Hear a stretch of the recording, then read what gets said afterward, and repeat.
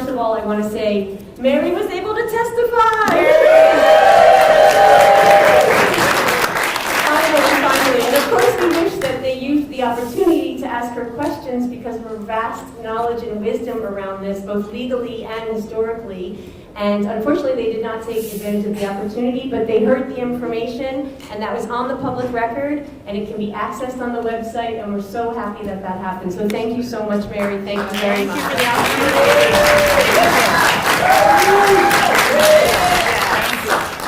We have a great Vermont crew here. We're very, very fortunate. And so we wanted to use the rest of this time here. Obviously, we've got an hour and a half in this room, and we just wanted to highlight one, some of the key issues coming up on a federal level, and to make sure that we're all on the same page and we understand what's happening, but also really looking at what's happening on a Vermont level. And unfortunately, what we're seeing is this really sort of impulsive, dangerous, destructive response to the federal actions, which we all see as very positive and such a win and such a good direction for health choice and the health of all of us and our families. And unfortunately, our Department of Health has really through the prompting of the American Academy of Pediatrics, pushed this very dangerous H545.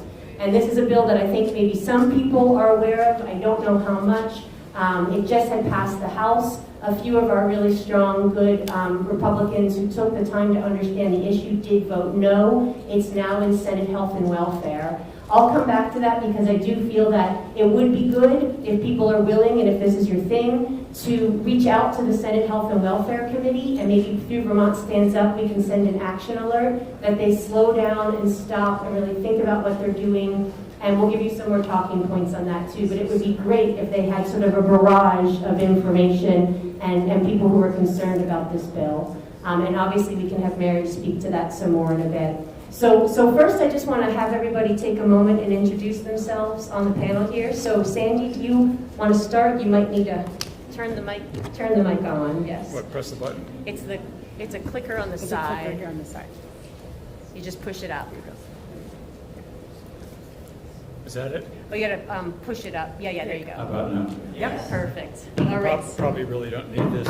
My name is Sandy Ryder. I'm a physician in Vermont, and I've been practicing for, I don't know. I think we do need Put it it. up to your mouth. You do need I've it. been practicing for, I think, 56 years now, and I've been associated with Vermont Health Choice since its inception in about 2012, and it's been quite an education. I first got involved with this issue when my son was born as a parent, as many of you can relate to, and did my own research before computers in the medical library in Burlington, and decided not to vaccinate him just based on the literature in the stacks there.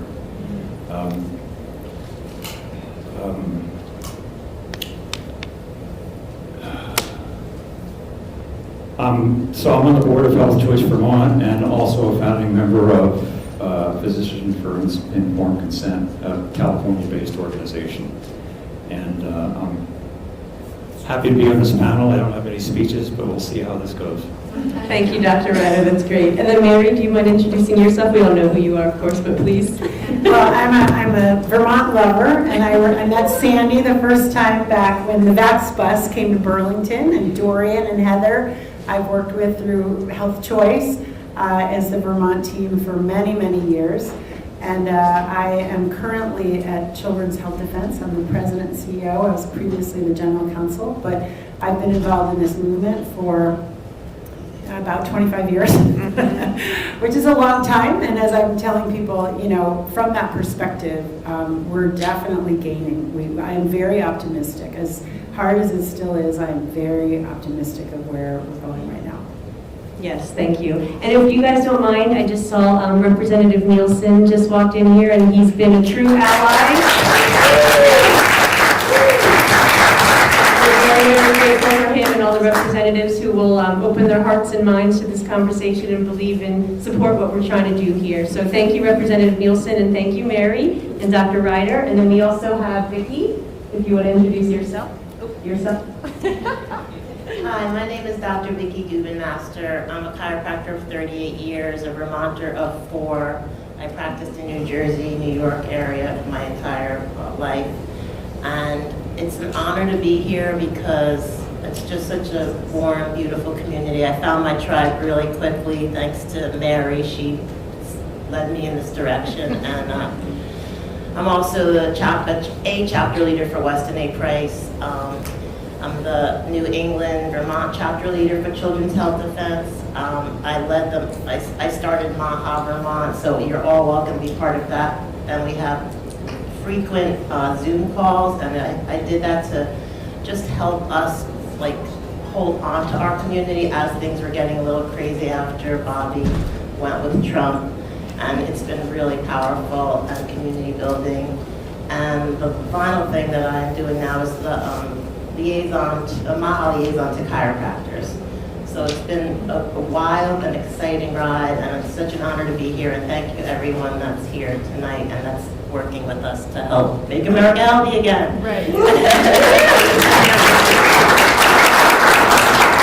Thank you all so much. And then I also want to introduce, we also have Megan Mansell, who's zooming in to join us, and she is absolutely astonishingly wise and brilliant when it comes to all things masks and why we should never have mandates around them and all of the problems with them. So she'll be talking to us a little bit later. But Megan, if you are there and want to introduce yourself, please do. She's in the waiting room. You have to let her in, I think. So he Oh. needs to let her into the. Oh, Amy, is Megan still in the waiting room? She can't hear us, so we just sent for Erin. Oh, okay, so we'll come back to Megan, we'll get that sorted out there. Okay, so I think one of the first places that I want to start, and I know that many people are probably sort of up to speed, because many of us in this room care a lot, and we do our research, and we do our homework, and we try to understand what's happening. But I do want to direct the first question to Mary, with regards to just explaining what is happening on a federal level with the schedule, because as you can tell, our state is freaking out, or at least the Department of Health has been freaking out. A lot of providers, practitioners are freaking out. There's tremendous misinformation, and we're trying to push this through. So if you could just explain that. Yeah, Sure. So, as you know, Bobby Kennedy was the chairman at Children's Health Defense and understands the vaccine issue and cares deeply about it. So what he has done so far in less than a year in office was first to say we have to have a commission, a Make America Healthy Again commission. And that commission first said these are the issues we have to address, and one of them was the chronic disease epidemic in children. And then they came out with a kind of like, these are the things that we have to address, and basically sort of saying we have to look at the vaccine schedule, we have to do new science. So then there was kind of a lull, frankly, but then in the fall, the first major sort of thing to happen was that Kennedy cleared out the Advisory Committee on Immunization Practices. That is the body of doctors, frankly, and pharma people who advise the director of the Centers for Disease Control what vaccines should be on the schedule and what should be federally recommended. And that's a big deal because once something is federally recommended, 50% of that vaccine is bought by the federal government. It's bought by the Vaccines for Children program, and it makes basically all the insurers will then insure it, and the stock of that pharma company goes up, right? Because every vaccine that is federally recommended and then that gets mandated by the states, we're talking billions of dollars, right? So it's a big financial deal. So he clean sweep ACIP, and he brought on people who actually, you know, have credentials and who are questioning, right? So Retzef Levy, a professor at MIT, Robert Malone, Vicki Pebsworth, who had been a PhD nurse at National Vaccine Information Center. So some people who were really critical minded and willing to really look hard at these things. So that was the first thing he did. Then the second thing he did last year is he moved the recommendation for the birth dose of hepatitis B vaccine, which from my perspective is crazy. I mean, full on crazy to give a baby a medical intervention against a sexually transmitted disease on the day of birth, right? For which they have absolutely no risk. So this is crazy. He moved that, he said basically the new recommendation, actually that came from ACIP, not from Bobby directly, from Kennedy directly, was you should not give the Hep B vaccine earlier than 2 months. Not a big deal in the scheme of things, right? Like move it back 2 months. Like this was not radical, but huge pushback from pharma on ACIP, huge pushback on Hep B. But then we sort of heard these rumblings in December that a big announcement was coming, but it didn't come. January 5th, beginning of the whole new year, the schedule is being changed, right? We're moving from 17 federally recommended vaccines for everybody to 11 federally recommended vaccines. And the difference, the 6 that are not included, rotavirus, hepatitis A, hepatitis B, flu, COVID, meningitis, those are going to be for shared clinical decision making. What does that mean? It means it's up to you and your doctor whether or not you want it. And so that is, now the odd thing is, as I just told the committee, does that really affect anything in Vermont? Nothing, nothing. It doesn't change the it doesn't change the mandates in Vermont, which are probably polio, MMR, DPT, maybe 1 or 2 others. It doesn't change the availability of the vaccines. It doesn't change the insurance for the vaccines. It doesn't change the fact that if somebody's injured for one of the ones that are mandated in Vermont, there is this compensation program that doesn't compensate, as somebody pointed out, in any legitimate, real way. Obviously, I think this is coming from on high. Vermont is one of 19 blue states that are all, basically pushing back and saying we're going to create our own vaccine program. They're very worried where Kennedy is going to go. They know that right at the moment, nothing has really changed for them, but they're very worried about what's moving forward. But as I would be happy to discuss if you want, 545 is going to be really, really chaotic and kind of, they don't know what they're doing yet. Obviously, and and it's interesting. I was talking about this with a scientist recently, and he was like, "Well, it is bad news that these blue states apparently want to go full steam with the federally recommended schedule. Keep vaccinate, day of birth, etc." But he's like, "What an amazing natural experiment!" I mean, there's some truth in that. There really is some truth in that, because what we know, based on the real science so far, is that unvaccinated children are a lot healthier. They don't have the same kind of chronic health conditions. So I would rather not have the natural experiment myself, but at any rate, there does seem to be this I call it the vaccine confederacy, right? 19 states, they are all, one political party are saying, we're not going to look at the science, we're not going to follow shared clinical decision making, we're not going to really follow informed consent, we're going to go with this more authoritarian model that's really being driven by the pharmaceutical industry. Exactly, yes, thank you. And just a few things to point out on that. I don't know if anyone saw, you may have seen the 33-page document that came out that talked about how, well, they compared our U.S. schedule to other peer countries. So they had 20 other peer countries that they were comparing it to. And what they found is obviously the United States, as we can all imagine, was an outlier. And in many cases, we had almost twice as many, injections, vaccines that we were giving. And I just want to point out, and this is where a lot of the misinformation comes into these committees, is the Department of Health came into House Human Services, and they said, oh my gosh, there's so much confusion, and no one's going to know what to do, and we're the experts, and we know the experts, so trust us, we're going to put our own schedule together. And just to put this into perspective of how confusing and how much of a nightmare it's going to be, on the House floor, when they were discussing this for a vote, somebody asked, Representative Joe Parsons, amazing man, he asked the question, what schedule is the school going to follow? And they couldn't answer. So they did not take enough testimony to even know you're the ones who are now creating the confusion. Instead of going back to what Mary has been saying since I've been talking to her about this, is shouldn't it all just be shared clinical decision-making, right? And we know that at the base, that's what it should be, that's the goal. This first step is really huge. So just to put into perspective, again, just sort of the impulse, and to me, a lot of it is also the American Academy of Pediatrics driving this, because they were also very much hand in hand with the Department of Health in testimony. And also just to go back to the hepatitis B piece that Mary had brought up. In my testimony in Human Services, I tried to show the flow of we don't have placebo controls, we have 5 days of safety monitoring with hepatitis.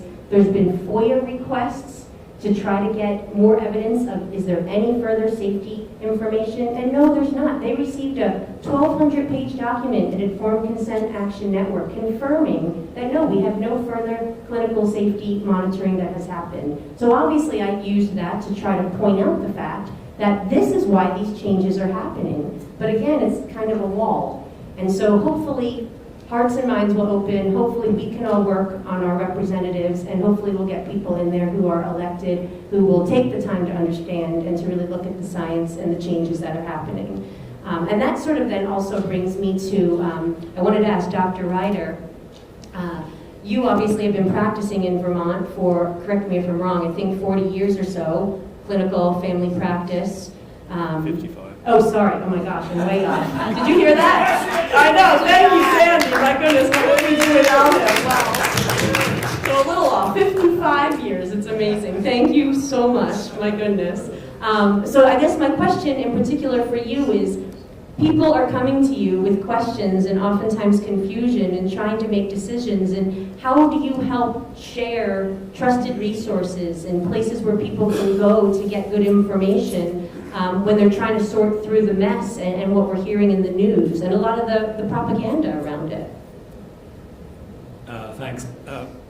Can you hear me? Yes. Yeah, the whole question on trust is huge in medicine right now. And just to cut to the chase, the only way they're ever going to restore trust, which was kind of wrecked after COVID, is to allow people to make their own decisions and to remove the liability protection from the medical profession and the pharmacies and the drug companies. That's the only way they'll ever get. Because we're all on a roll now, as Mary has said, and the tide is shifting very fast. I think Rasmussen polls have determined that at least half of the population now is skeptical of vaccines, maybe more. Which is, when I first got involved with, say, Health Choice back in 2012, you couldn't even talk about autism. You could not mention the word because it was so taboo. Now it's so in the open, and things have changed dramatically in terms of the whole discussion around vaccines. On a personal note, the sources that I recommend to people, they can't rely on public health agencies, and sadly they can't rely on the Vermont Public Agency either. And as an example, I was talking to the lead representative from the Vermont Medical Board a couple of years ago, and he said, "I know who you are," whatever. And I said, "Well, look at the VAERS data for the COVID shot. What do you think of that?" He said, "That's just a scam. We can't rely on that. We know there's so much over-reporting." And I went, this guy is the lawyer for the Vermont Board of Medicine, and this is maybe what he believes or maybe what he has to believe, because I didn't say anything. I wasn't about to get in an argument with him outside the door of the committee room. But we know it's the exact opposite, that there's so much underreporting that reactions go unnoticed. And I have to say, I did about 15 years of emergency room work, and I was totally unaware of vaccine injury at that time. I never asked children who came in with a high fever or so forth and so forth whether they just had recent vaccines, and I'm sure I missed a tremendous amount. And I know Sherry Tenpenny, who's a strong proponent of vaccine safety and informed consent. She was a physician, or is a physician in Ohio, and she polled 200 emergency room doctors about whether they knew what VAERS was, and not one of them knew. So I can attest to the truth of that. That's just the way it is. So my chief sources of information are really my patients, people I see in the office. I trust parents more than anybody. And I also trust my own experience more than I trust. I used to love redoing the Journal of Medicine and Lancet and BMJ, but I've since learned that they're not reliable. So much of the stuff, as the editors of those journals have said, is unreliable because drug companies pay for the results they want to get. The articles are ghost-written, and it's not reliable information. So it's very hard to rely on that. I think the most reliable source is Children's Health Defense. Really? Yeah. I imagine your readership, Mary, is grown a lot. It has, but we really are still suffering from censorship. You know, we are downgraded on the Google search engine optimization. We're still off of Facebook's, Instagram, Twitter. Not Twitter, we're on X, TikTok, because we were deplatformed off of everything during COVID. We've been in litigation with the government. We were in litigation always to the Supreme Court with Facebook, which is Instagram and Facebook. But yes, we have a lot of followers, and I do believe that the information we put out is absolutely well documented and credible. We have a daily newsletter, The Defender. We have a daily streaming platform. And I think there are some other great sources as well. I think National Vaccine Information Center is very good and credible. I think Informed Consent Action Network. But as I totally agree with you, Sandy, people can't rely on public health. And to your point about autism, one of the other things Kennedy has done recently was to put onto the CDC website on the page that says vaccines do not cause autism. He said, this is not evidence-based. This is not the science. And then he gave references to science that shows that it's clearly not proven that vaccines do not cause autism. So, yes. Yeah. No, thank you guys so much. Sandy, were you going to wrap up there? Yep. Just a quick wrap up. Yep. So, a couple of things that can convince people that they shouldn't trust the public health agency is that the Vaccine Safety Data Link, which is probably the largest collection of data about vaccine, I think it's about 10 million patients now, and a couple of million of those are unvaccinated. It would be a simple matter to investigate that data, and it's been locked away even from Bobby Kennedy right now, which is kind of shocking as a citizen. It's true. And Mary probably knows more about that than I do because she's closer to the inside. And just another personal anecdote, when H545 was first taken up, which was taken up in the first day of the legislature on January 6th this year in Human Services, the lead director of the American Academy of Pediatrics said that we will accept information from trusted sources, including the vaccine injury compensation group, which makes recommendation from the CDC, as long as they encourage vaccination. I mean, I had to listen to that. Can't make it up. I had to listen to that 3 times, and this woman she's a lovely person. It's not a personal attack on her, but she represents the AAP in this state, absolutely. And so that tells you how reliable their information might be, how unbiased, because she let it slip. I could tell when she was saying it that she was regretting it, but it was a little late. Right. And I'll just add there, thank you, Sandy. Okay, good enough. That's Dr. Tyson, who we're talking about, who's the new American Academy of Pediatrics Vermont chapter leader. And I've had a conversation with her, and I just want to say we're all going to have to keep our alerts on, because she was very happy that we lost philosophical exemption here, and I can see her potentially coming for religious exemption, which is obviously very disturbing. And a lot of misinformation, you can tell, sadly, and again, not a personal attack, but there's a lot of indoctrination that's gone on there, and most likely an inability to look at the other side of the story. I did say to her when we were in conversation, I said, do you know how much aluminum is in the hepatitis B vaccine that now you and the Department of Health Commissioner Hildebrand are promoting still for the first day of life? And she said, of course I know what it is, I know what it is.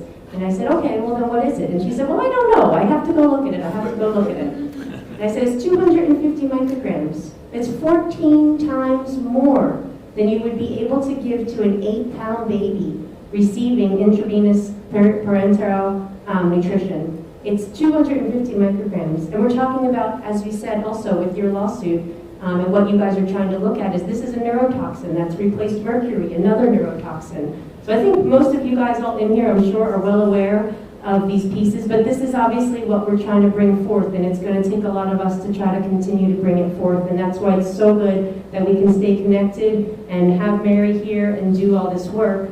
And this then brings me to Dr. Vicki. I was wondering for you a few questions, but in particular, because of your leadership on MAHA and Children's Health Defense chapter in Vermont and really trying to regularly bring people together, which is so important so we stay connected during this, what are some of the wins? What are we seeing? I just would love to talk about some positive notes here. I love keeping the energy up because I think that's my goal always, because it's such a hard world right now, and especially in our country and everywhere actually. And if we let our energy and our mood go down, then we're like bringing ourselves down and everyone. But if we can just try to stay positive and focus on all the good things, yet still be active and you know push where we need to, we're gonna enter this new world, which I believe we're creating as the old world falls apart, in such a better place. So today, I just was hoping to uplift everyone just by sharing what's happening in MAHA. I'm sure you guys know, but it's always good to be reminded, and so we can leave here on a positive note. So the basic aims of MAHA are to reduce chronic disease through better nutrition, cleaner environment, sustainable agriculture, improved healthcare access, physical activity, reducing chronic stress, and over-medicalization. And so the big one, as Allison said, was the changes that just happened in January to the dietary guidelines for America. Most of us never even gave it a glance because we all knew how ridiculous it was, and Weston A. Price has always been on their game with that. So that's one of the things I love about Weston A. Price, but I just want to go a little bit into detail on it. So in January 2026, the HHS and the Department of Agriculture released the new dietary guidelines for Americans, and it's the most significant reset of federal nutrition policy in decades. And they emphasize eating real food, whole, nutrient-dense options, and at the top of, like Alice was saying, it's reversed now. The top of the pyramid is high-quality protein, which to me means meats and fish. And so that's kind of what our recommendations were trying to push us away from, right? Like, stop eating meat and fish, it's really bad for you, and you know, the fats are going to make you have high cholesterol and heart disease. Well, they were wrong. So healthy fats, fruits, vegetables, full fat, dairy, and whole grains. And then, of course, avoiding the highly processed foods, refined carbohydrates, added sugars, artificial additives, and for the first time, they're explicitly calling out the dangers of certain highly processed foods, advising no added sugars for children under certain ages, with limits or avoidance overall. And this is supporting the Make America Healthy Again focus on prevention through nutrition. And this is also influencing federal feeding programs, school meals, which brings us back to Children's Health Day, and broader public messaging, which is really important. So I wanted you guys to know a little bit more detail on that. Another, because we're in Vermont, and regenerative agriculture is how we heal our environment and our food. So $700 million have been in state grants have been put in place to support regenerative practices for soil, water, biodiversity, and farm productivity. And that is great for Vermont. And I can go in more detail on that, but I wanted to focus more on the specific. So the SNAP, we have 18 states and counting that have implemented, and I think Allison just mentioned that Vermont's going to implement it as well. Or advancing restrictions on ultra-processed foods and incentives for healthier SNAP food purchases through waivers. So basically, we've got 35% of the big food chains in America, like Walmart, Hershey, Nestle, General Mills, and others, pledging to phase out artificial dyes and certain additives. So that's the major food industry thing, but the SNAP is different, and hopefully Vermont's going to jump on that. Nutrition and child health reforms. We have the Whole Milk for Healthy Kids Act, which is restoring whole milk in schools instead of skim milk or non-fat milk. Operation Storm Speed, which is improving infant formula safety and options. And just so you know, we had the worst infant formula, I think, in the world before this. So And then there's 60 million added for nutrition funding for Head Start programs. Addiction and mental health support, they awarded 45 million for recovering housing and established interagency autism coordinating committee. Changes, we did that. Okay. And then reforming drug and vaccine regulatory framework consistent with best practices, evidence-based medicine and research. So as Mary said, or I think you said, they reconstituted the advisory committee on immunization practice to prioritize independent, conflict-free expertise and gold standard science and vaccine recommendations. They revised the childhood vaccine schedule from 17 doses to 11, with clinical decision-making for the ones that are not on that, as Mary and Allison mentioned. Removal of COVID-19 vaccines from the routine recommendations for healthy children and healthy pregnant women. New Food and Drug Administration requiring vaccines are subject to randomized controlled trial data showing clinical outcomes for licensure in healthy populations rather than solely relying on biomarkers. Policies requiring new vaccines to undergo safety testing and placebo-controlled trials prior to licensure where appropriate. Expanded national NIH research into vaccine safety and potential injuries, improved data collection and dedicated vaccine injury research programs. Broader pharmaceutical reform, stronger oversight of direct-to-consumer advertising with full safety disclosure and efforts to align U.S. prices with those in other developed countries. And reforms to aim address over medicalization, ensure decisions are grounded in the highest quality evidence of real-world impact to protect children and families by prioritizing meaningful measurements of safety and effectiveness. And just one last thing was the Health and Human Services Center for Medicare and Medicaid Services Rural Health Transformation Program. Vermont received approximately $195 million for the fiscal year of 2026, one of the higher per capita awards. So this is under the Working Families Tax Cut Act and the Rural Health Transformation Program, which was $50 billion over 5 years, and Vermont got one of the highest grants. And so what this can do is reflect its largely rural populations and healthcare access challenges. Funds can help address hospital sustainability, provider shortages, and rural access gaps through expanded telehealth, chronic condition management, behavioral health services, and provider collaborations. So that's really big for Vermont, and legislators can request briefings from the Agency of Human Services, support regulated state policies, and participate in Centers for Medicare and Medicaid and rural health summits to share best practices. So, you can ask your legislators how they're, getting involved in this, and encourage them to use it for the best interest of the people. So I think I hit the most important parts, and yes, thank you. A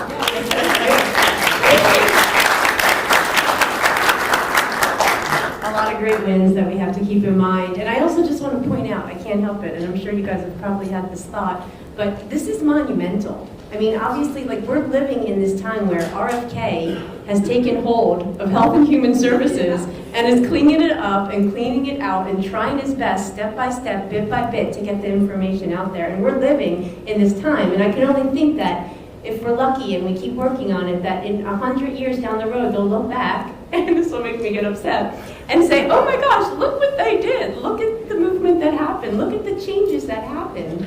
So it's amazing to see that. And one thing I just want to say, I've taught at the Vermont State Colleges for 25 years, nutrition mainly, and I taught Weston Price nutrition for 25 years. I was very fortunate to have a friend who, clued me into that before my kids came along. And one of the things I always talk about is how all of this traditional wisdom that we know was out there for so long in the past and still is there, but has been broken. And now we're trying to reclaim that, and we're trying to get back to that with all of this information and all of the good foods that we are hearing about, and the pyramid shift and all of those pieces. And if we can reclaim that, and and we can make sure our kids have that, and then if we can make sure they can pass it on to their kids, and then that wisdom will be held, and we'll be able to carry it through, and we'll be able to say, we don't really care what you think or say otherwise, because we know the truth. We have this information here at hand, and we're going to pass that down through our families and to our descendants. And hopefully that's what we'll get back to. And I just want to share, this all happened in just 1 year, less than a year. It never would have happened if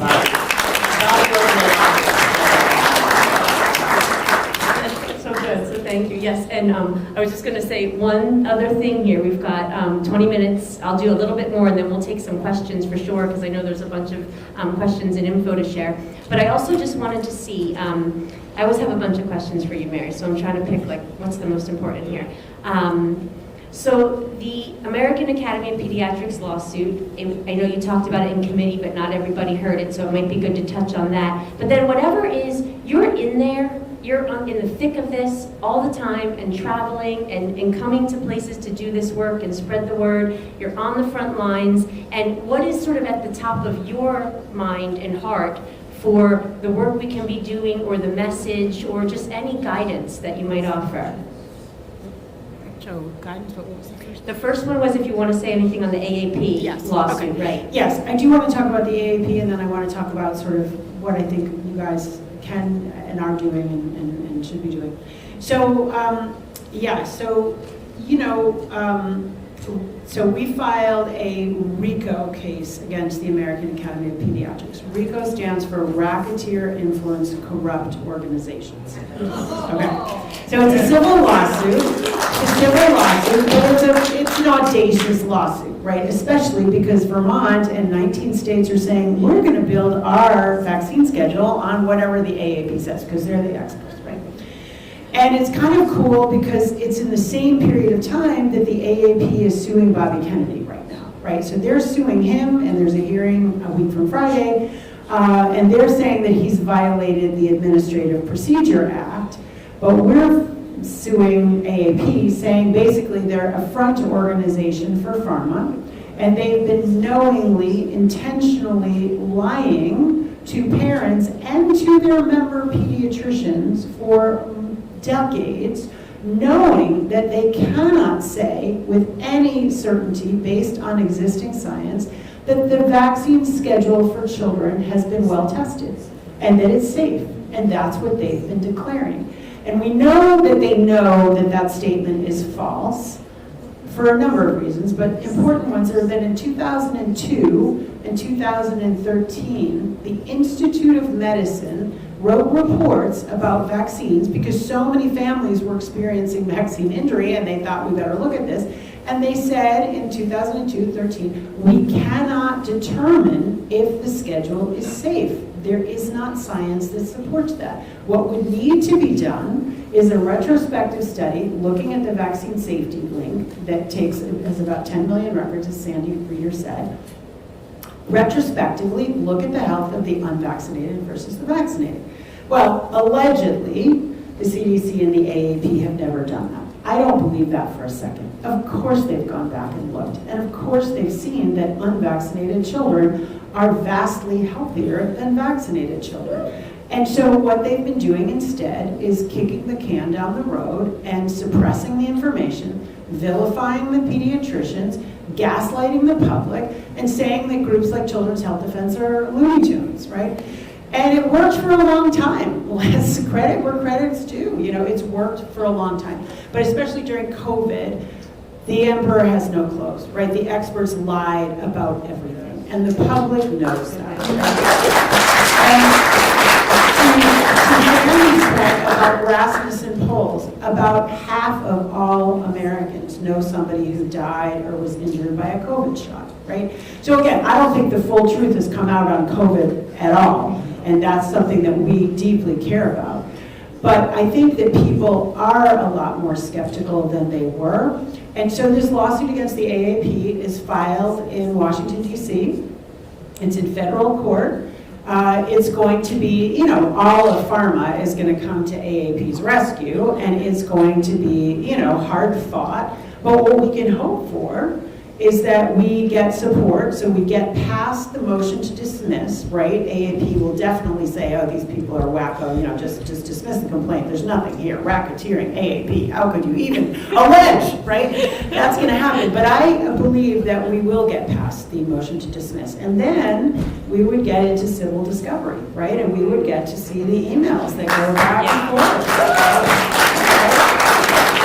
And it's interesting right now, the Epstein emails that are coming out, we're starting to see there's been a lot of talk between Jeffrey Epstein and Bill Gates about the WHO, about vaccine, about pandemic, So I think that AAP emails and inside internal reports would be pretty interesting because we're using, as the basis for our racketeering lawsuit, we're using the case against Philip Morris, which was big tobacco. Right? So basically, we are alleging that AAP is analogous to the Tobacco Institute, which is basically like this facade. It's just a front organization for pharma. And they've been, so what we're alleging is that the AAP used the wires and the mails to send out reports, to send out the Red Book, to send out the Pediatrics Magazine, to send out emails to all of their 67,000 pediatrician members. They used the mails into perpetrate a fraud. They said that the schedule was well tested, knowing absolutely that they had no basis to say that. And I think it's got legs, you guys. I think the lawsuit has legs. And what can you do? Well, it's interesting. So I went to go see Bobby Kennedy in his new office, which is like, it's not a very nice building. It's not nearly as nice as this. The Hubert Humphrey building in DC is sort of like the new brutalism from the 1960s. It's a really ugly building, but it's a big office. It's very impressive. And I said what you're saying. I said, Bobby, what do you want us to do? We're on the outside. What do we do? And he said, focus on the states. That's what he said, because that's where you are where real change happens. The federal government is a swamp. We're not going to have it not be a swamp in the next couple of years. It's a swamp. It's dirty. It's really hard to make change. Kudos to him for getting the change that he's doing. It's much easier to make change at the state level. Yes. And it's more effective because it's more permanent if we do it sort of in a decentralized way. So keep doing what you're doing. Don't give up hope. We are making progress. Oh my gosh, we're making so much progress when you take a longer view. So keep doing what you're doing, and as you said, we're really not doing anything new. I hate to say it. We're just reclaiming, health. We're reclaiming what humans did for millennia. Like, whoever came up with this idea of injecting poisons at birth, it's so insane, right? So all we're doing is just trying to eat real food, like don't give unnecessary medicines. Are we asking too much? Are we asking too much? I don't So keep doing what you're doing. Keep, hanging together. Keep, working with Vicki, who's pulled you all together, and we're making headway. Good. Thank you so much. Oh,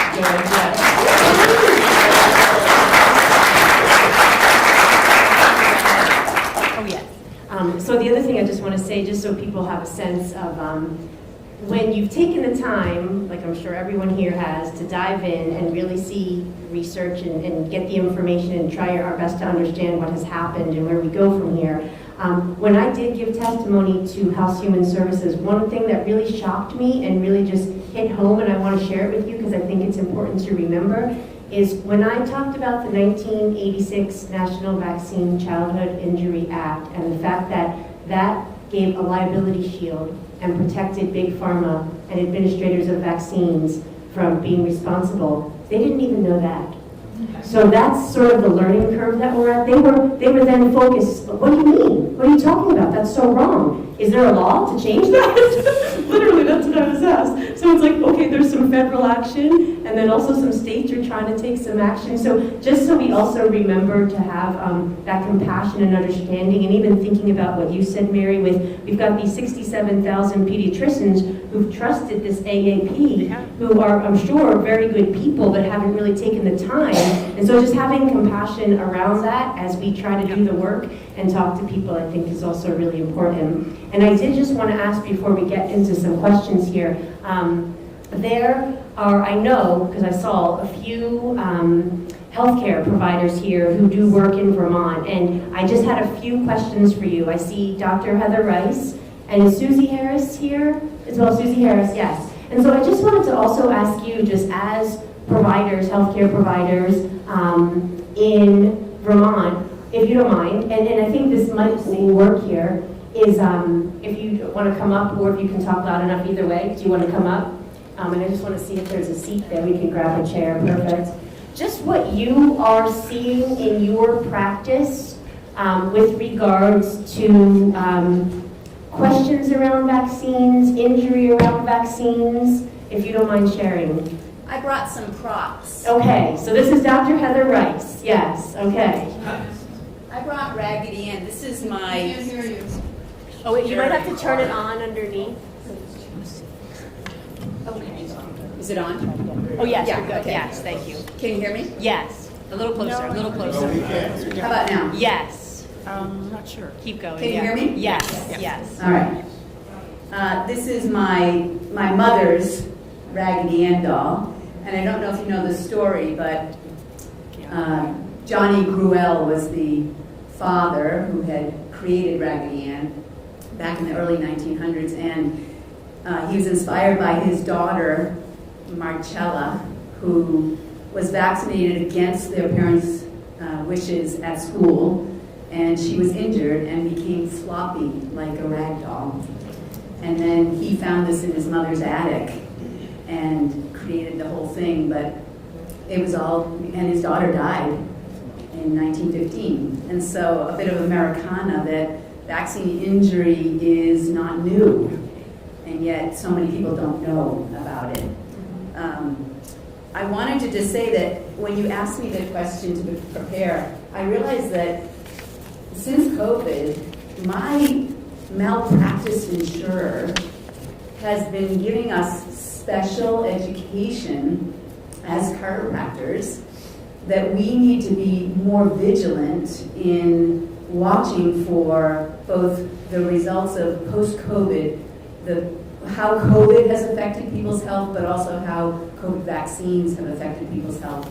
And so we actually have hours of training now that we go through to watch for when patients come in, to recognize that someone sitting in front of you looks healthy, but they don't fit the traditional way you would think somebody might be at risk for stroke, for example, which we already were trained to always watch for. They're not going to look that way because it's happening in younger populations that appear healthy. But because of the spike protein affecting the ACE2 receptors, how that can then increase the risks. And we already know about the effects on cardiovascular system in young people. And so we actually, for malpractice insurance, have to be trained on this. And they said, you have to be asking the right questions. And I realized that for years, I have always been asking in my history taking, are you on any medications? Do you have any adverse effects from them? Have you taken any vaccines? Have you had any adverse effects? I've always asked that question. So I have learned from my practice members that, yes, that has happened. And it's not uncommon that they say to me, well, my pediatrician and my doctor never asked me that question. So if you're not asking, how do you know? Right, right. So that's part of the reality of the new normal, that in my practice we must be asking those questions. But historically, yes, indeed, I have seen vaccine injury over and over, and I do help people with that by helping them to just rebuild their health. Right. So good. No, and thank you so much for sharing. This is a book that Oh, I yes. have found has actually been very useful when patients are asking me questions. And that's by Paul Thomas. This is Paul Thomas's book, and the piece I find most useful is at the end there's an appendix, and it just has a very simple statistic on the appendix C and D, vaccine side effects, and it lists the likelihood of death from all the different vaccine-related diseases, what's the chance of dying from a vaccine injury for that disease? Right. And then there's, right next to it is, what's the risk of dying from that disease? Right. Oh my goodness. And it's shocking. It's dramatic. So Yes. for parents that are trying to weigh the benefits, Yes. just showing them that. Right. You know, And fortunately, so many really amazing books have been coming out that hopefully parents are, seeking that information as they make these decisions. So thank you so much. Yeah, you're welcome. Thank you, Dr. Rice.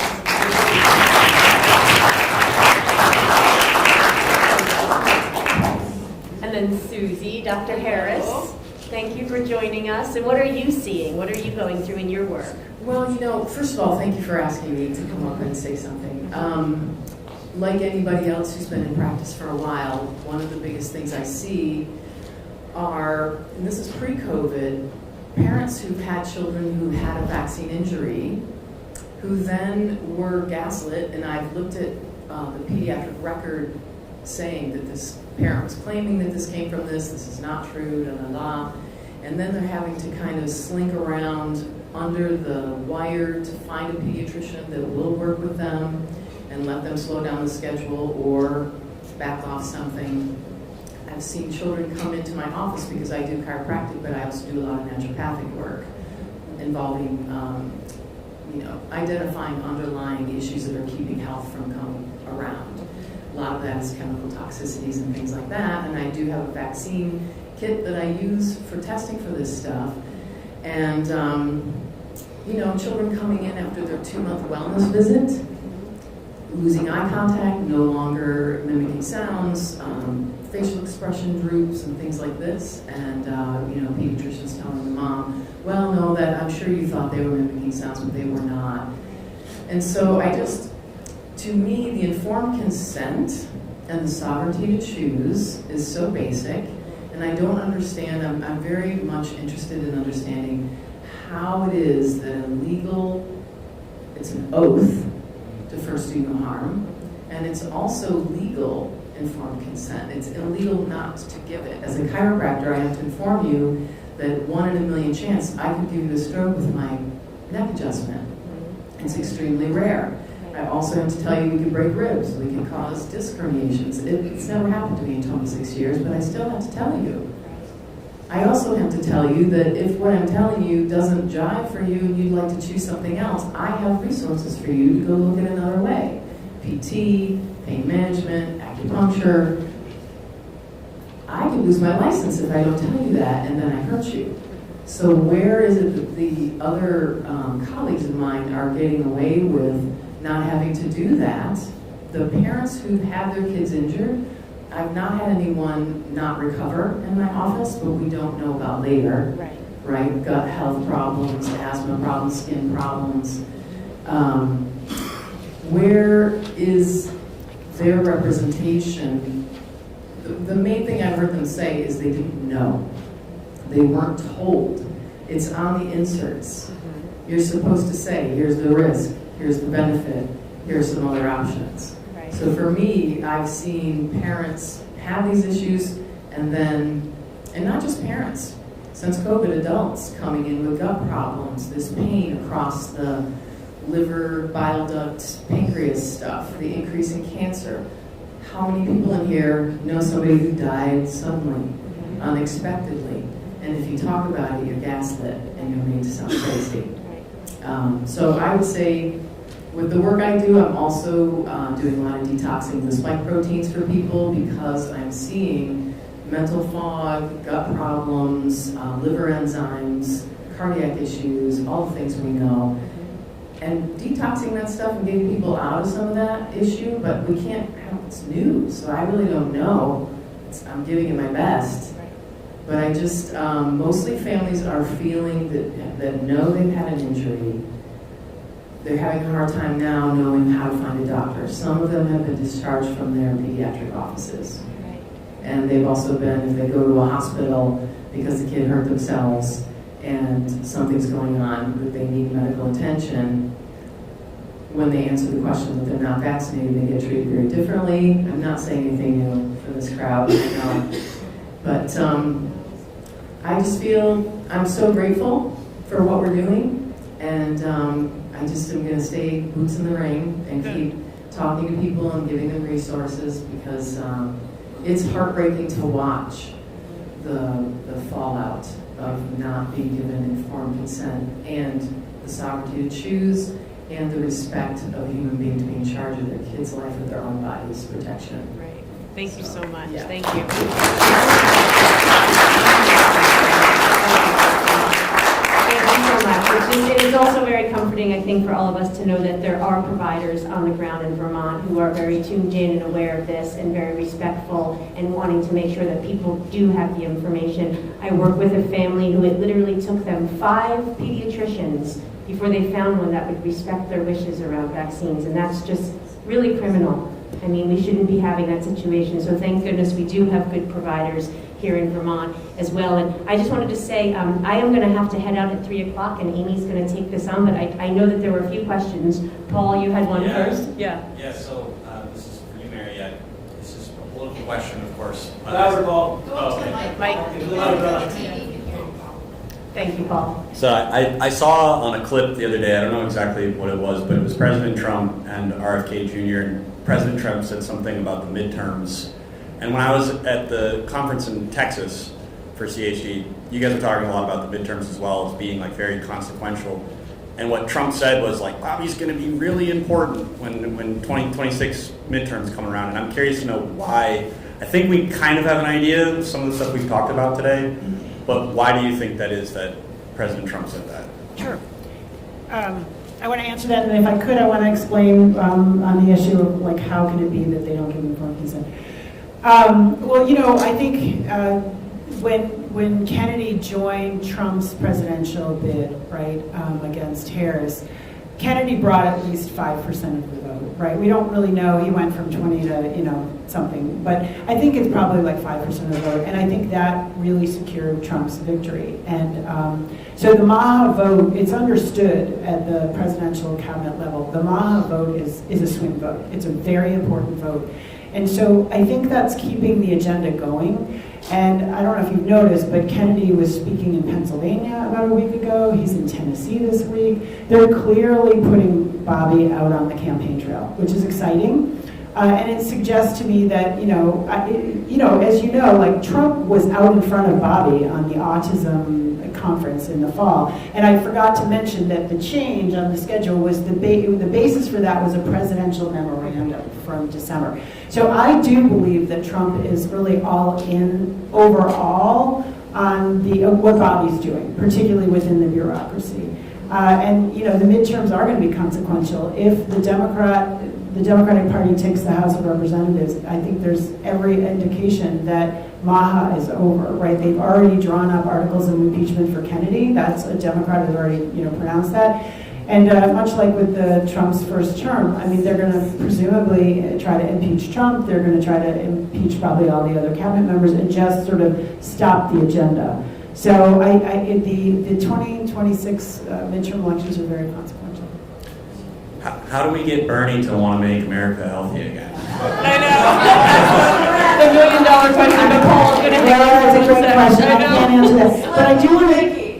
That's a great question. I want to come back to that Yes, because thank you. one of the lawsuits that Children's Health Defense was involved in during COVID, actually, was a case in Tennessee. It was Hazelhurst versus the Jackson Clinic.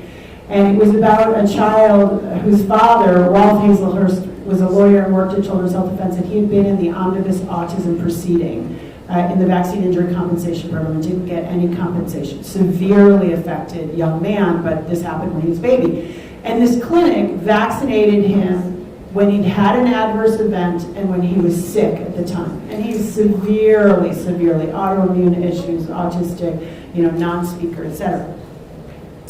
So it was a case we were really excited about. Aaron Seary and Bobby Kennedy and Rolf Hazelhurst were all on the plaintiff's side and brought the case. And they lost. And the reason for that is malpractice cases. The allegation was that they did not give informed consent. They didn't even give a vaccine information statement. And when you have, in general, every state's law is different, but in Tennessee, the law around malpractice was it below the standard of what other doctors in the vicinity would do? And the answer from the jury was no, it was not below the standard, which is appalling, but this is what it is in the real world. And I also just want to mention on the informed consent piece that when Congress passed the 1986 Act, it actually had a 10-page informed consent form, which did actually have truthful information about the risks and the benefits, and the parent had to sign it. Guess who lobbied Congress to get rid of that 10-page statement? Bernie Sanders. AAP. AAP. So, the vaccine information statements are nothing, and that is considered adequate informed consent. One thing, at a state level, you could change that. We've seen draft bills before to require that doctors give the product insert. That's never And you know passed. what, this is actually what we just tried to do with the Burt Amendment, is we were going to make sure that there was some guaranteed written documentation. My suggestion was the vaccine insert, because even, and I remember talking to Dr. Ryder about this, on the CDC website, it specifically says a vaccine information statement does not constitute informed consent. So on that note, I do need to head out. So I just want to thank you guys all so much. Thank you guys all for being here. I'm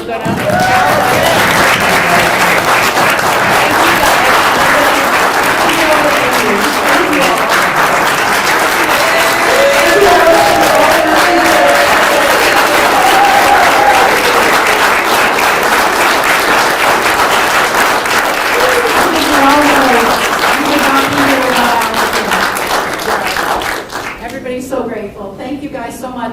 We have 1/2 hour left. And my name is Amy Hornsglass. I'm director of Vermont Stands Up. And I'm just going to introduce, we have a guest who is attending virtually here. And we're going to hand over the mic to her for a few minutes to explain her area of expertise. And I just have to say that Megan Mansell is my hero. Megan Mansell is a former district education director over special populations integration, serving students who are profoundly disabled, immunocompromised, undocumented, autistic, and behaviorally challenged. She has a background in hazardous environs PPE applications. She's experienced in writing and monitoring protocol implementation for immunocompromised public sector access under full ADA, OSHA, IDEA compliance. She's been writing and speaking about the dangers of masking children in schools for the past 6 years. She's written for the Brownstone Institute.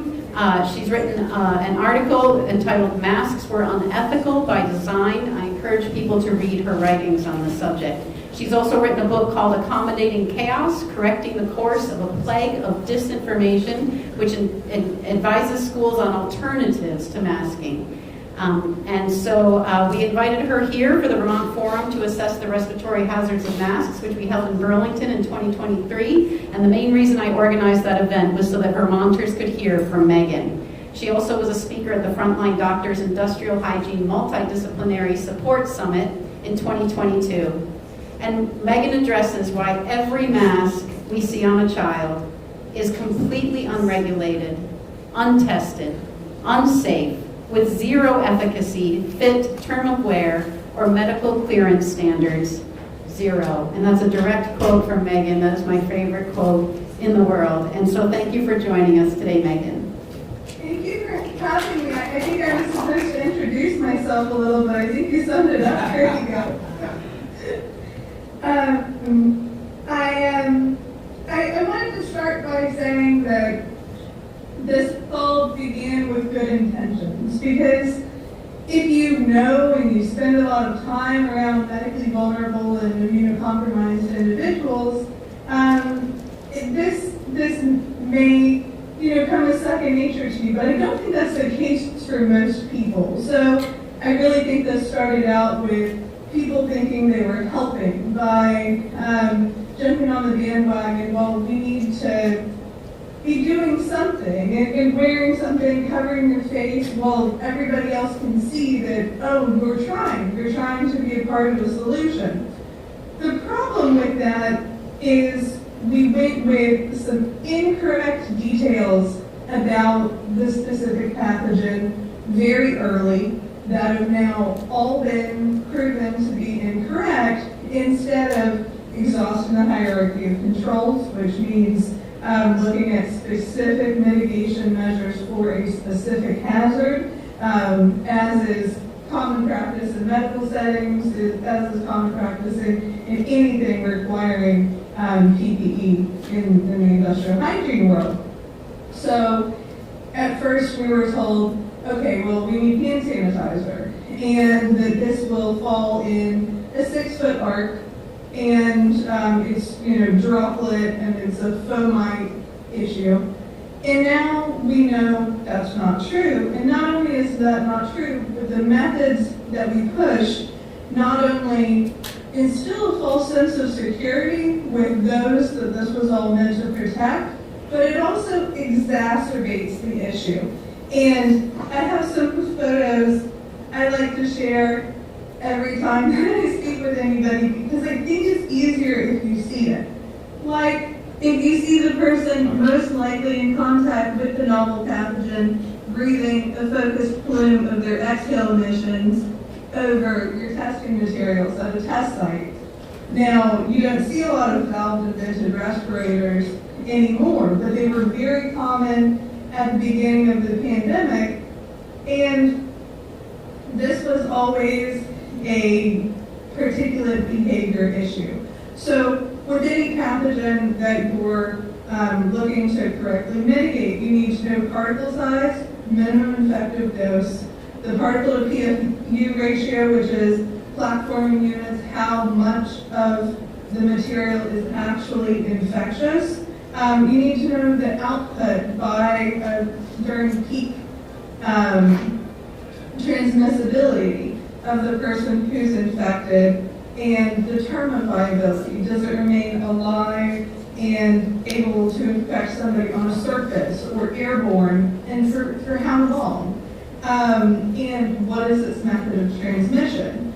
Because with an airborne pathogen, this specifically was about a pathogen that was 0.06 to 0.14 microns, which is when you look at a sunbeam in the morning light and you see little bits of dust flying around, what you can see with the naked eye is 50 microns or larger. So we're talking really, really, really, really tiny particulates that don't settle or fall in an even arc. They remain aloft and accumulate over long periods of time and remain viable for hours and even days, as this pathogen COVID has been shown to do. So we got all the details wrong, and in doing so, we instilled societally a false measure of protection. And so for me, if I'm writing accommodations or integration methods for a truly medically vulnerable child who has, a laundry list of issues, you have to be incredibly specific and accurate about the methodology which you're claiming to protect this medically vulnerable individual, because otherwise you're just having them play make-believe when it could legitimately impact their life. It's not a good thing. I understand that everybody wanted to be helpful and wanted to be seen as being helpful, but we're really long past establishing that these methods not only didn't work, but exacerbated the issue. I was part of a study design where we sampled masks from school children throughout the day who were given clean masks at the beginning of the day, and then they were run through a mass spec lab to see an absolute laundry list of dangerous pathogens that the children had picked up and had directly in front of oral and nasal mucosa for the duration of their day, while also another thing that I had an MD take before a medical review board was a study design that we were going, and this was kind of to underline that every single mask you have ever seen on a child is unregulated, untested, and unsafe. And if you think about on a given school day what a child is asked to do if wearing a mask. If you took that and applied that as a medical study, you can't even have it as a medical study because it's so clearly hazardous to the child. It's an unregulated assessment. The child's had absolutely no medical clearance. There's no consent arm. There's no informed consent arm showing that there are known health hazards, which is why in occupations requiring PPE, you have to have annual fit assessments with 14 pages of medical clearance performed by a licensed industrial hygienist. Where was that for the children that we see in these increasingly restrictive apparatuses? I was pretty quick early on Naomi Wolf's program to talk about tooth, tongue, and lip placement and the linguistic requirements for speech development as well as emotional display. We have so much, there's so much that we emulate as children in learning to speak and in learning to relay emotions that rely on this bottom quadrant of the face, which we've seen the COVID babies now and how much therapy children are requiring just to have what my children were blessed to have as normal developmentally because they were never exposed to that world. And so one of the other issues that I've gotten into pretty extensively is hypothetical perfect capture capacity, which is something that I'd love to dive into in just a minute. I think it would be helpful to look at a few different masks and show exhale emissions, just for the visual to have that ahead of time. This is a cloth mask, and this in front is the exhale emission plume. There are no masks or respirators commercially available that are regulated or tested for exhale emissions, meaning these don't protect the audience from the wearer. These are any PPE design, whether it's a particulate respirator or a PAPR unit, these are to protect the wearer from their environment. It's not the other way around. This is a surgical mask. You can see the exhale emission plumes going right through it. So it's a bit of, pardon my French, but a road to hell paved with good intentions here. This is a fitted, non-valve N95 respirator. And there are some famous photos that have gone around for years now of Bernie Sanders repeatedly removing his glasses during legislative meetings because they kept fogging up.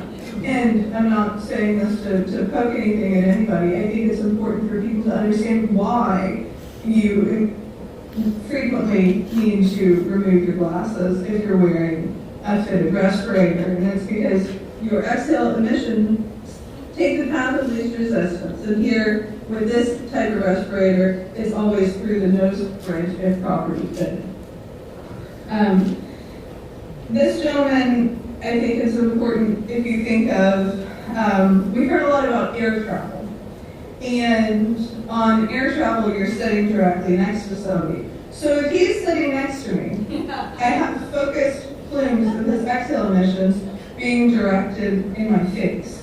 And, or, in a classroom setting. This is a double-masked individual. So this is open gapping on the sides, which is pretty common. Then you can also see he has nose gapping up at the bridge of his nose, where he's outside in cold weather, and you can see the plumes of his exhale emissions. And so when you see it from this perspective, I think it's easier to understand that we're not protecting other people as people have been sold to believe. Now, originally you were told it was droplet and that it was large particulate.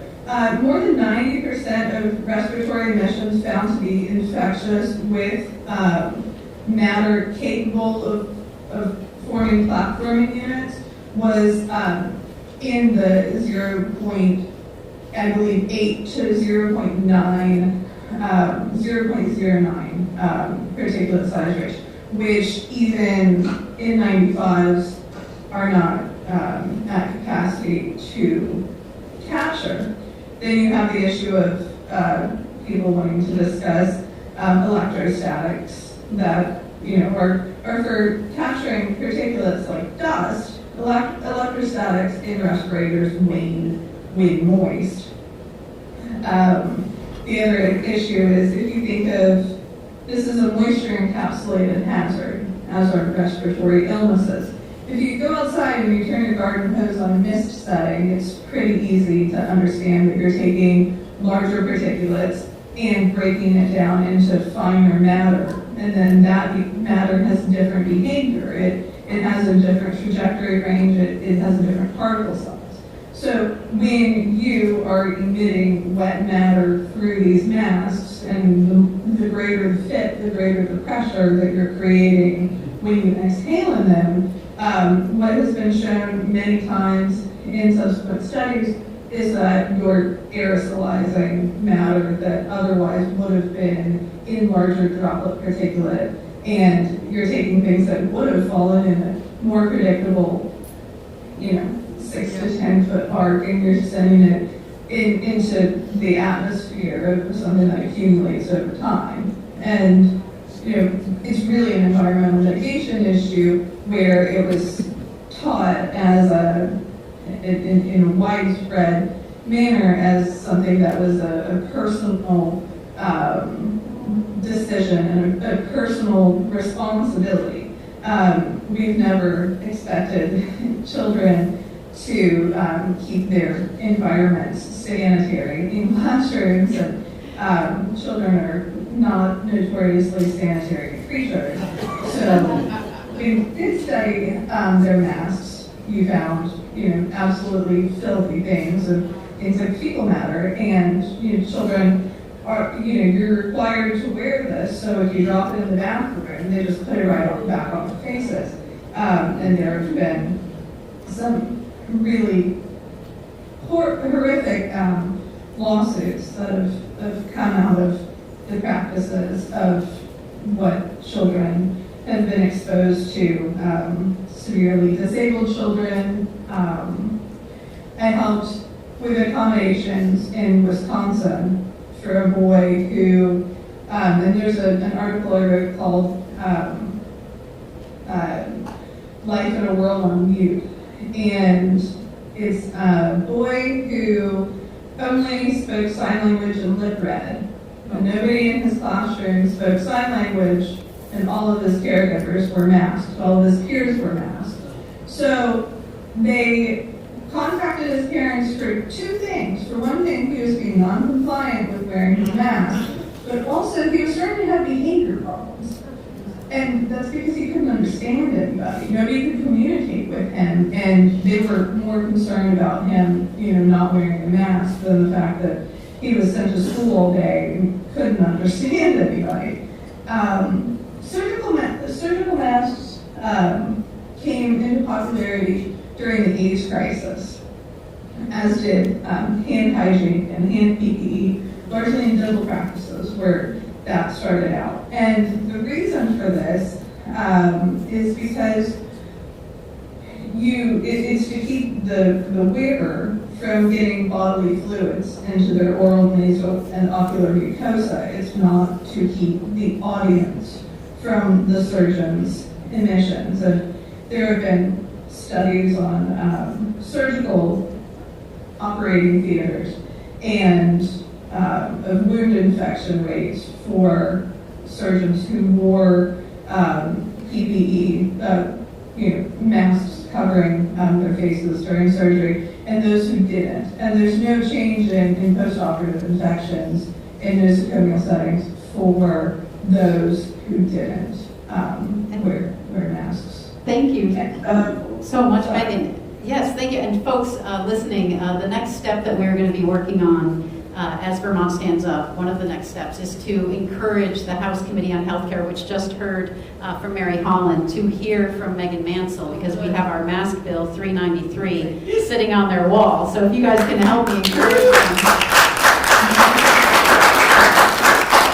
Thank you. So we have just a few minutes left. I wanted to let the panel weigh in also, because they've had some experience with this along the way. Mary, would you like to start?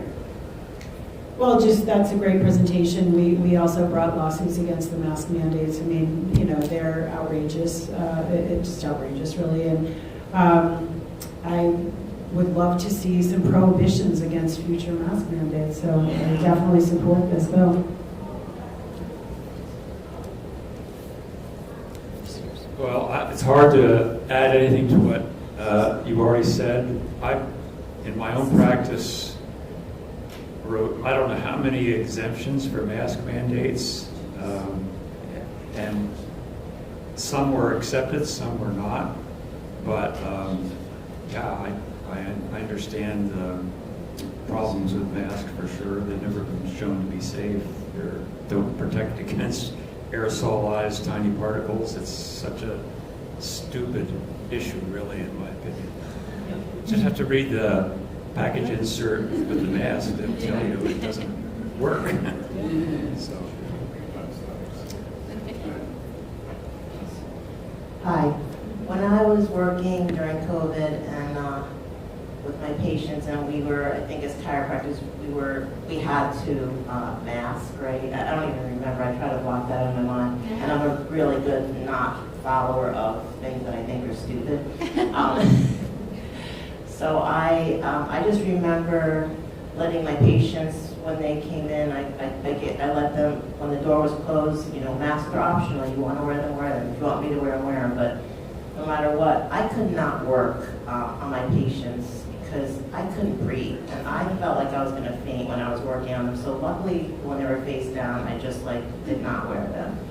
And I found this company that has these great masks that had rhinestones, and they were fake masks, and I wore them everywhere, and people complimented me on them, but honestly, they were literally full of holes. And then now when I see people with masks on, I actually do open my big mask because I feel really sad for people that are still wearing masks, and I say to them, are you sick? Are you okay? And if they say, why are you wearing a mask? They actually do nothing. In fact, they make you sicker, and I could, and if you're interested, I could give you more information, and especially if it's a parent with children and they're all, their entire faces are covered, because kids, they don't really make masks for kids, so the poor kid's entire face are covered.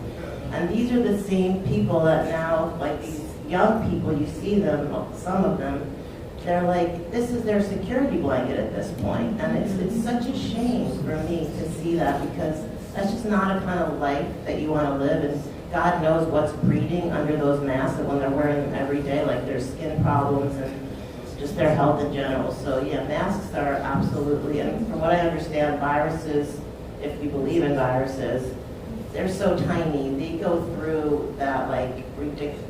It doesn't do anything, absolutely nothing. So if anything, it's just hurting everyone and making us disconnected as a society, which is the last thing we want to do. So that's my piece. All right, so we just have 5 minutes left, but I want to, Rob, you've been waiting. Let's have you come on up. Can you come to the mic and ask a question here? Yeah. I wanted to ask a question to Mary and Vicki about the partisanship. You talked a little bit about the Republican Party. As a political independent and a political decentralist here in Vermont, a champion of what some call the once and future Republic of Vermont, I'm struggling to make sense of what has happened to the Democratic Party. And I'm really curious to hear from you both. How do you make sense of what has happened? It truly is perplexing. I'll just share I think parties are the worst thing. I don't believe in parties. I think parties are designed to divide us. That's just my personal opinion. I've crossed the line depending on the person that was running, and I never cared matter what they were, and I'm not a true Vermonter, but I just think parties are really dangerous and that people should ignore parties and just vote for what they believe that person stands for and if they agree with that or not. I'm not sure I can make sense of what the Democratic Party has become. Kennedy ran as a Democrat and then became an independent, and there have been no more scathing, vicious critics of Kennedy than the Democratic Party. And I think, both parties to a great extent have kind of devolved into tribalism. And it's like they follow the leader and whatever their party says. It's very disheartening, frankly. So I wish I could explain it. I can't. Okay, John Clark, and I'm sorry, Heather, we're just calling on people who haven't had a chance. John, did you want to? And then Debbie was next, and if we can go kind of quickly with these next two questions, that'd be great. I'm not a chiropractor, so I don't know how I'm doing here. But I really, actually, this is perfect. I'd like to address this issue because it also relates to what Paul Bean asked while trying to be a smart aleck at the end, I think. MAHA has not united Americans over vaccines. They remain divided. But when it comes to food, chronic disease, healthier food for our children, our military, our hospitals, Americans agree. And what I'm enjoying, because I work with MAHA every day, all day long, for Bobby Kennedy, every day that we have him with us as a leader. It is uniting people. I actually work with Democrats. I'm a Republican. I'm not ashamed of being a Republican. I have to pick a tribe. And I'm trying to get Republicans to toe the line on MAHA. That's my job, not to yell at Democrats, but to persuade conservatives that you can't talk the talk and then not walk the walk. And you don't have much time left with the EPA, what it's doing. So what I want to say is that I'm working with Democrats all the time. And we may not agree on Israel or ICE or transgender freakiness, whatever. That's me as a Republican. But we can agree on food. Right. We can agree on cows that are well treated, grass-fed, with good fats, no antibiotics, no hormones. It's a winner. So if we stick with that as Americans, regardless of party, and focus on policies that make our children and ourselves healthier and reduce the healthcare costs and help people not need Wegovy or insulin, it will pay for itself. And we have a food crisis that's pending. That's a plug for my next book. And it's going to get worse, and food inflation is going to get worse. So how do we bring down the cost of food while increasing the quality of food? That means shrugging off 100 years of horrible industrial agriculture. And we've seen what big pharma will do, and now we're seeing the power of big farm, which dwarfs it. So my pitch is bipartisan unity around food. And by the way, I'm a lawyer, so I've done this. If you and I disagree on pick an issue, but we can agree on cows, on grass, and not being the climate culprits, I am a Lorax. I speak for the cows. And once we find our humanity or our bovine connection, then I might actually be able to talk to you about something else so that you can actually understand my perspective about abortion or ICE or something else without demonizing me, and vice versa. Right. So that's our future is food and farmers. And that's my pitch, and I'm sticking with it. And children,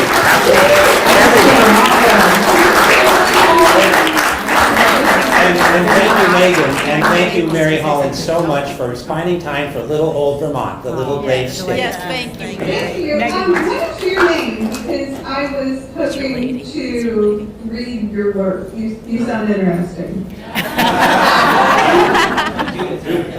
You sound interesting too. But I know who you are, so I'll email you. My name's John Clark. I have another book coming out called The Coming Food Crisis with Skyhorse, Bobby's publisher. Great. And then my May book is called Welcome to the Revolution. And it's about unifying Americans behind food and what Bobby stood for. What Bobby was about throughout his campaign was chronic disease caused by a compromised food system that values profit over human health. Okay, that remains our winner. Yep. Thank you. I started out in dietetics and nutrition and biology, so you're very interesting and right at my alley. Tell my wife.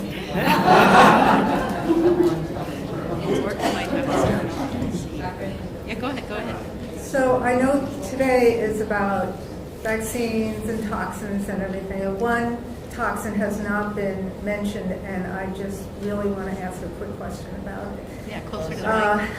I am. Closer to the mic. Oh, There you go. Yeah, okay. that's good. Should I start over? No. Okay. All right. So I'm beyond appalled about what's going on in the world, really, and especially in this country, regarding EMS and self-perform towers. The whole wireless radiation thing is totally out of control. Nobody seems to be overseeing FCC whatsoever. And I just would like your take on what you think, the bigger picture. What do you have? Can you say? Yeah. So Children's Health Defense absolutely agrees with you that electromagnetic radiation, electromagnetic freezing is a huge issue, right? We're already going from 4G to 5G. They're talking about 6G, 7G. They're talking about human batteries. They're talking about trying to be able to station this right now with the new rule out of the FCC, be able to station towers and antennas anywhere, any place, no local control. We are strong advocates opposing that. We won a decision in the Court of Appeals for the for the DC Circuit in 2021 saying, FCC, your health guidelines are non-existent. You have to come up with some better rules than this. And they've done nothing. So we are engaged on many different levels in this fight. And I can assure you that Bobby Kennedy gets this. He was involved in that lawsuit in 2021. We're fighting on a lot of levels. So there was a notice of public rulemaking by the FCC on this, trying to basically do away with any local control. We had thousands of people submit comments to this notice for public rulemaking. We've submitted those to the FCC. There's also, we're involved in litigation around challenging the 1996 Telecommunications Act that disallows any opposition by local groups on the basis of health. We've got a big campaign of 100 groups called 704 No More, Section 704. And we're on it in ways that are more opaque. But we absolutely agree with you. This is a huge issue, in part because it's really a part of a growing control grid, right? I mean, why do we need 6G? Why do we need 7G? This is really about a level of human radiation and control and arguably weaponization. It's very, very, very deeply concerning. So we're with you. We're doing everything we can. I invite you to come to Children's Health Defense. The electromagnetic radiation program is a very strong one, and we have the best litigator in the country in that area. And Miriam Eckenfels, who runs the program, is very strong. Yeah.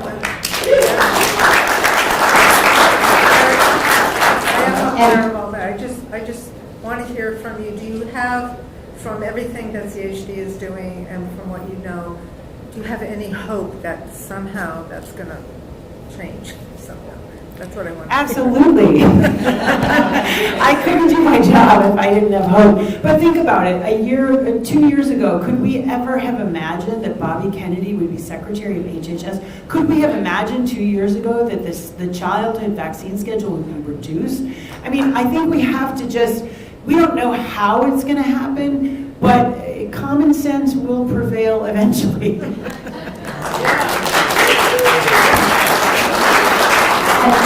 I could just give a quick Vermont update, Allison Despathy, who just left the room, just about a week ago, she got 10 minutes in front of the Energy Committee here in the House, and she slam dunked it. Her 10-minute testimony about the harms and how they weren't considering those and being allowed to just post them anywhere they want. And if people join VermontBackPorch.net, you can see the live stream recording of her slam dunk testimony. Oh, send it Well, to you me. can't argue Maybe with we it, can right? send it to me. Yes. Well, I was going to ask a question, but then John Parr really set me up because I've been. What? Don't blame me. Oh, I can. I've been in the political activism, and I came to the conclusion that we can't get there through a political doorway. Even though Bobby's doing so much, we need Bobby, and he's the first person I believe. And that's why I just want to make a plug that we are going to have a market space with a community capital potential with a membership. Go to edensbay.org on Friday or later. Now, can I come back to, because we've got to do it economically. We've got to lift each other up and invest in our farms. And then we get to the bees, we need the bees, and then we get to those smart meters and everything else. So one of the things that I've noticed, and I'll be real quick, is we're not using our constitutional acumen. People aren't knowing their constitution. They don't know that they have a defensible right to life, and they don't know how to apply it. So that really bothers me, that people are waiting for attorneys to do it for them when you got to come back to the highest law in the land, which says our rights are not coming from government. It's very clear. It's not complicated, and they all their statutes, everything has to abide by that. A lot of them don't. A lot of them aren't even positive law. Let me come back to my question because I've really much time, and I respect that I take too much. So, about the hearing today, and I spoke to the lady right there, and I asked her. I said, did you refute the claim that they haven't had safety testing? And she said, well, I'd like everybody to say what they need to say. So it became clear to me that she thought it was a lie, that there were no safety tests. So my question is, how can I get her that information? I thought about that, and I think I should add a slide there from the product insert for several vaccines. So for the hepatitis B, for example, it was tested for 154 days on children up to age 10 with no control, right? I should have probably given some examples from the actual product inserts where they'll say, like, for instance, the hepatitis B was no control. But I could have given better examples. The human papillomavirus is tested against just the thing without the antigen, but contains aluminum, to prove to people who are skeptics that there is no, this is an uncontrolled experiment on our children. I could have done a better job on that. I realized it with that audience. We can help. Yeah, so I can every product.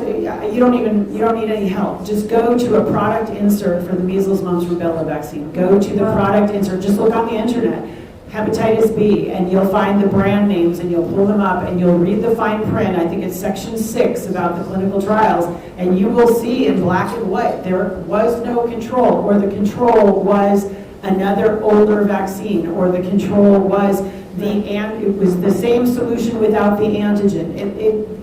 I'm not making it up, but I get that she thinks I am. I need a PDF. I can send it to you. So send it to you. We can all no know problem. these people. No problem. With that piece. Yes, please do. Yeah. Okay, That'd be thank great. you. That's what I wanted to know. There's copies of Aaron's series chart.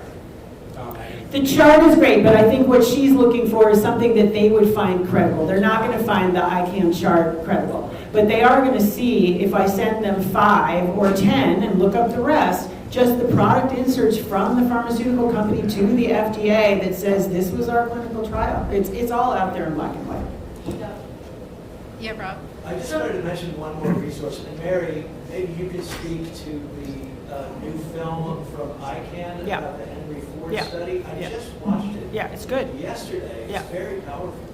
Yeah, it's a great film. It's about the fact that ICANN, Del Bigtree, and Aaron Seary found a mainstream doctor at the Henry Ford Clinic in Michigan and said, hey, would you do a serious vax study on your patients? And the guy, to his great credit, said, yes, I'll do it. And he did it.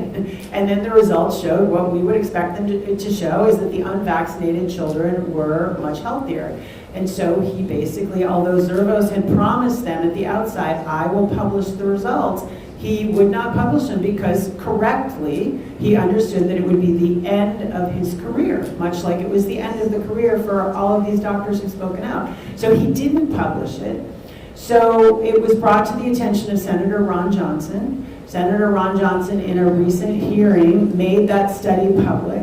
And Del Bigtree had been doing filming about the putting that study together and interviewed other scientists and doctors and made an important film. And I think it's a very important study. It's a very important film. There are other medical groups around the world that are now trying to replicate the Zervos study. And we understand this is the big lie. right? And we know the history of the big lie from, Nazi Germanism. It's easier to tell people a big lie than little lie. We can all relate to white lies. We can't relate, like, how could people tell a lie about vaccines, telling them that it's safe and effective when it's killing and maiming children? But, that's the big lie at the bottom of this.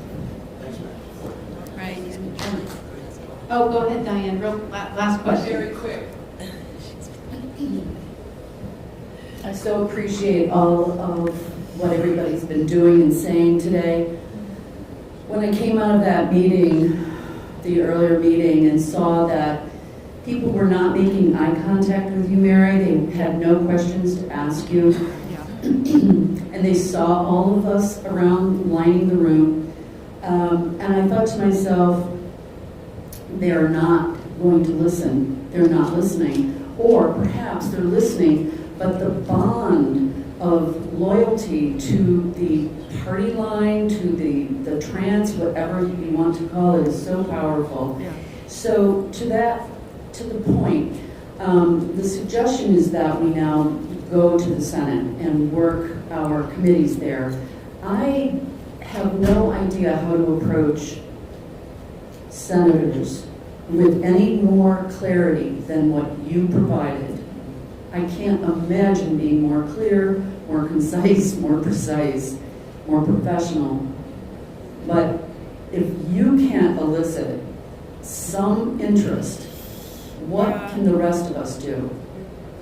How do Well, you have a power that I don't, right? I mean, you can connect with, well, listen, just the fact that they might not have made eye contact or they didn't ask questions I did specifically want them to take something back, right? And it was filmed. So, it doesn't mean they didn't hear me through half an ear. I think that there were a few reactions that we were talking about with other people. There were a few reactions where they were like, I didn't know that.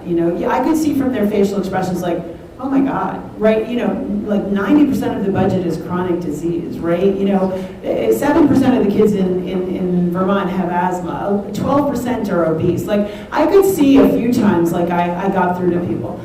Listen, you may not win this one, like, that's a reality, but you have a power that I don't, which is you can get together with the friends in the district and we'll vote you out. Like, we are your constituents. But I genuinely want to sit with one or two of these people and ask them really directly, what is creating the resistance? You have great What is the resources here with resistance? Vicki and Amy and Allison. You have an amazing team here Indeed. to go with you. You have an amazing team. Indeed. And I don't know that they're going to tell you the truth. What seems to me is happening, this is coming from pharma. This is, 19 blue states didn't just all suddenly wake up and say, oh, we're going to have to take action against these actions of body cutting that have no effect on our state. They didn't do that. This is all coming from pharma, which essentially seems to have bought the Democratic Party during Obamacare. They won the party. And then look what happened during COVID. So I don't think this is indigenous, and I'm not sure anybody's gonna tell you that. They're gonna say, well, the AAP, they're gonna say, we trust our doctors, we trust our pediatricians.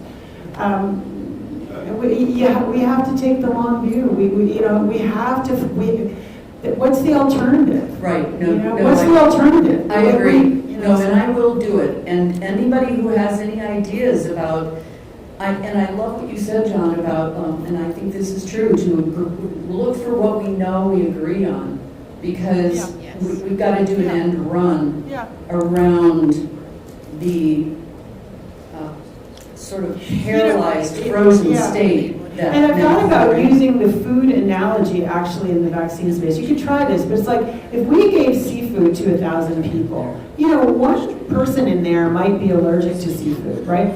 Perhaps from a vaccine injury, but that person could die, right? And have anaphylactic shock. Like, we would never think of forcing, or some other food first, lactose. There are people who are lactose intolerant, right? There are people who are gluten intolerant, like they have celiac disease. We would never think of compelling people to eat the same thing, right? And they could be seriously medically injured or die. Anaphylactic shock is a real thing. And yet we think we can inject something into people with all the adjuvants that they have, and it's going to be safe for everybody. It's insane. And the 86 Act law says it's not going to be safe for everybody. It's going to kill some people. Like, how do you deny that? Parallels. I think making the analogy to food is valuable, because look at all the restaurants. Are you gluten-free? Do you have any allergies? What do you need? What do we need to know? It's so commonplace, right? And that is related to vaccines, most likely. But milk allergies, gluten allergies, seafood allergies, people can relate to that in today's world. And so then, making the analogy, but you think it's okay to mandate somebody to get all these shots? It doesn't, it doesn't make sense. Right, appeal to logic. Got it. Thanks.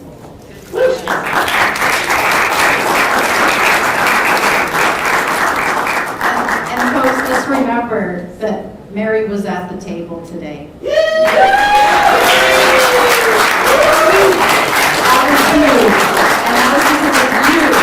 guys reached out to all of them, and our wonderful representatives like Representative Taglavia, who are willing to speak up and stand at a podium today and say, masks are children.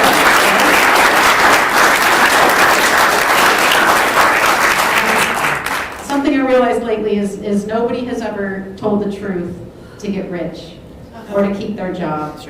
And many people in this room have spoken to me about their personal stories of how telling the truth has impacted their living, where they can live, who they talk to, who's in their lives. And so folks, we have all been working so hard, and we do it together, and we found each other through this. And to me, that is the success story. Absolutely. And you guys being here today is a success story. And thank you, Orca, so much for filming and staying a little bit late for us.